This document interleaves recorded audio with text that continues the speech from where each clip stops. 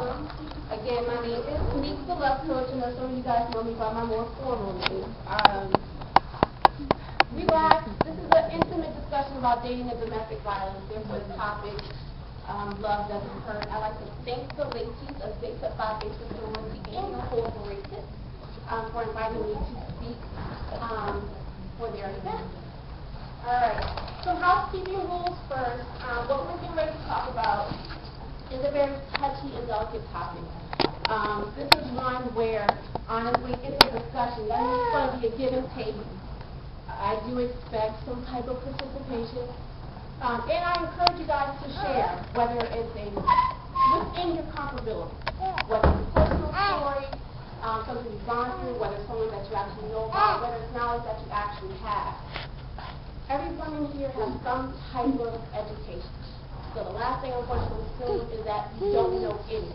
So this really is about starting where you guys are and giving you more information to know more research done about dating violence.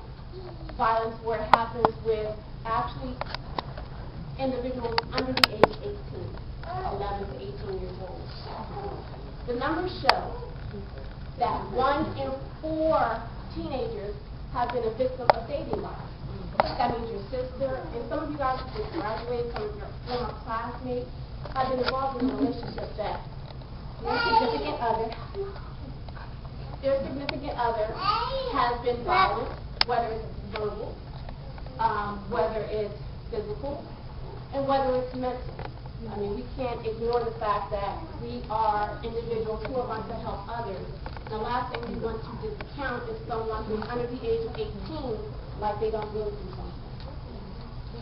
Domestic violence, just like I said earlier, it's about consenting adults, normally over the age of 18, who have lived together, who share finances, who share some type of resource, whether it's family, money, housing, cars, something of that nature. The problem is that when the sharing becomes more of a power play, there's one part of the family. The husband goes and takes the wife's car. He knows she has to go to work. But he's using the power of his position in the relationship to take the car to do what he has to do without that. Now, I didn't say that he was physically hitting her. He didn't even say anything to her. But the simple fact is that he went against what would make her function every day. You know, her being able to provide for her family, to assist him as a helpmate. But that's people who are the abusers, or in some cases, there are men who've been abused. In the state of Delaware, there are no self-defense laws. If you guys get arrested, someone wants to come and fight, and you say, well, I was defending myself, both of you guys are actually arrested in the state of Delaware.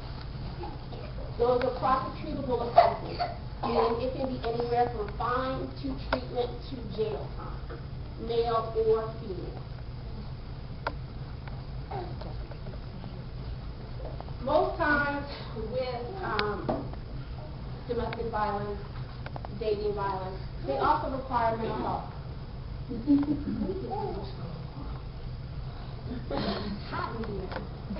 Here's what you guys have to understand. It's supposed to be a conversation, but I am doing a lot of talking. Here's what you guys have to understand.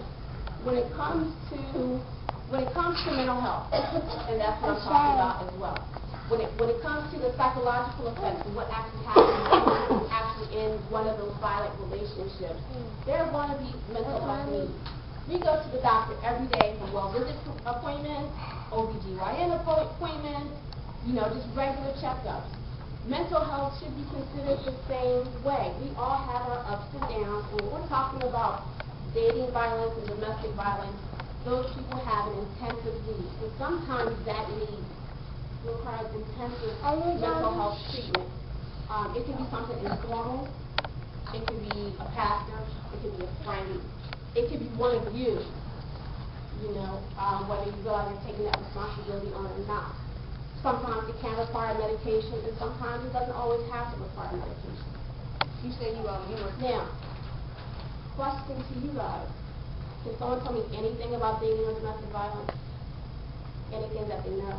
Anything at all? You guys have heard nothing at all?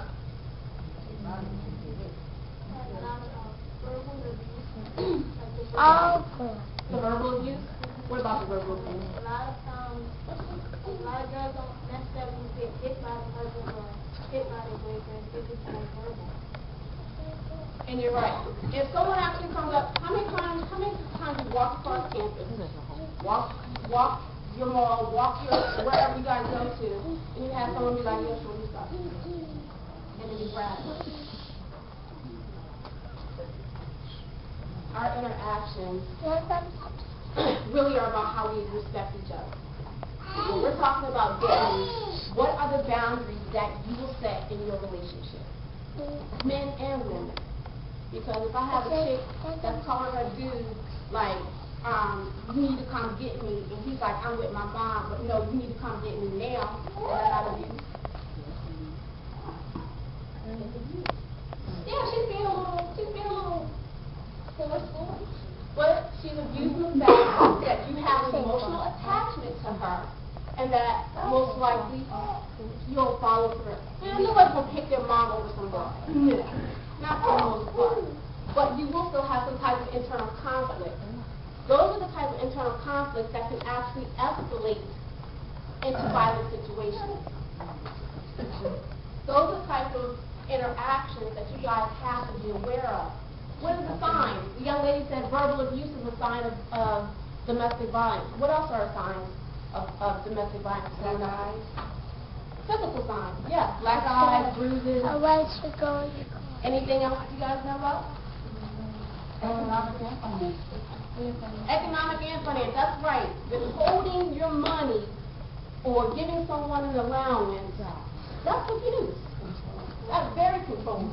Can people who have control of you So you think getting a paycheck a form of allowance?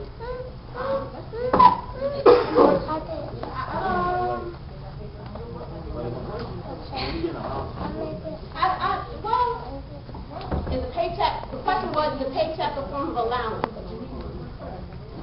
From an employer to an employee, but when we're talking about a husband and wife, and I'm earning my money, and you're telling me I cannot have my money, that's a different issue. Yes, part of the control is what you can and can't wear, how you can wear your hair, what shoes you're going to wear on what day, who you can talk to, who your friends are. I know one of my friends, her boyfriend is Muslim, right? But she's not. And Christian. But he's still calling her that's a very good point. What I want to talk about as well, compatibility. You know, you have a Muslim and a Christian. I told you guys have to know your boundaries. You have to know what you guys are going to be able to give and what you guys are going to be able to take. You know, in that case, love can be blind, but faith is love. So what are you going to do in that instance when those two have to come together? He's using his faith to control her. And it does happen. Culturally, if anyone in here is a social work major?